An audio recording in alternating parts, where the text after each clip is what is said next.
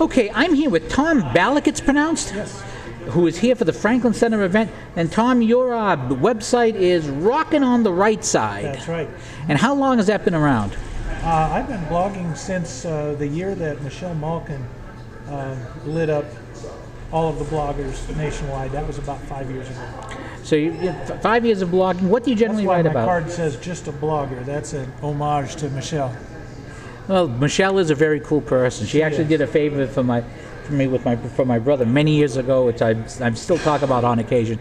So what do you write about? Obviously, school choice must be one of them since you're here. That's one of my topics. I hit on all of the conservative topics, but probably more emphasis on common sense and economics.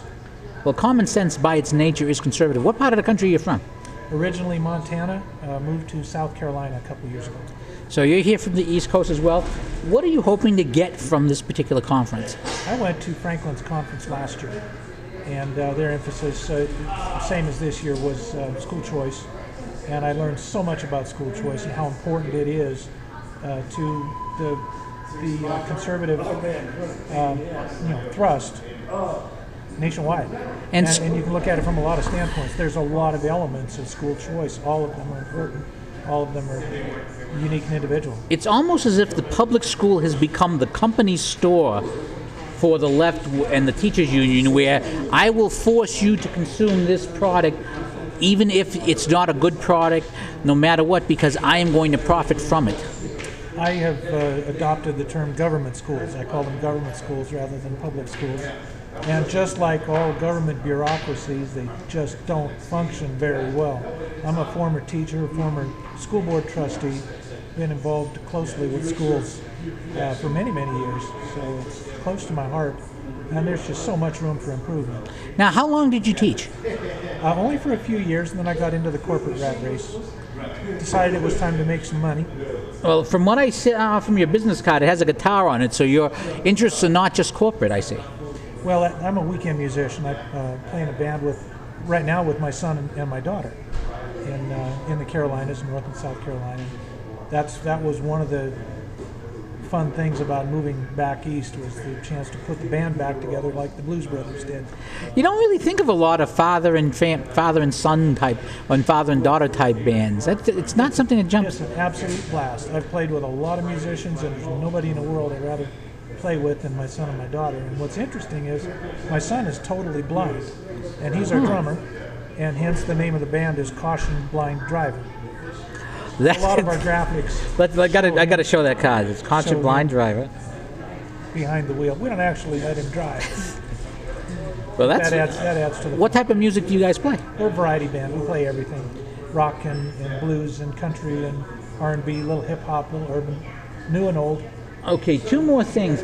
Is there a particular, in addition to school choice, is there a particular issue that's been driving traffic the most to your site, something that's really been catching your eye? Well, everybody's involved in the elections. And living in South Carolina, I come from a very conservative state, and we have some fantastic members of Congress from there. Our senators are 50-50. There's one that we claim and one that we don't. But election topics are hot right now. But there's always a lot of things going on, and there's so much that needs to be done.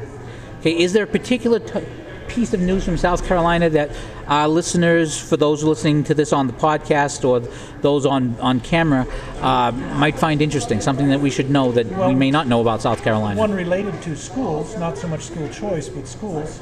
I live right across the lake from Charlotte, North Carolina, and my children both live in North Carolina. In fact, my daughter homeschools my twin 6-year-old grandkid.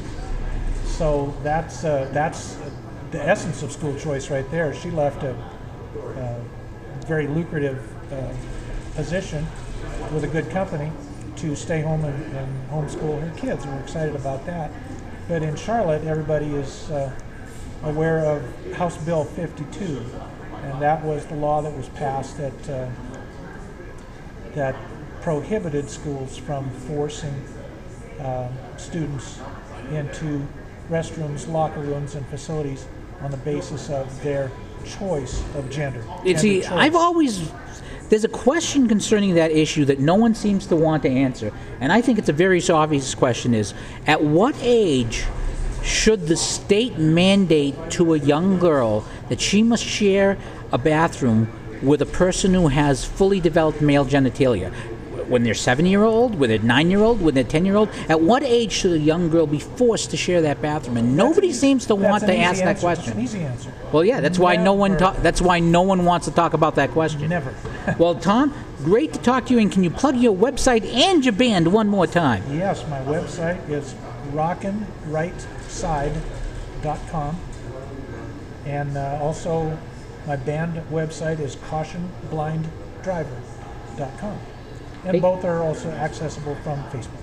Hey, Tom, thank you so much for your time. Great to be here with Franklin, and thanks a lot for the visit. All right.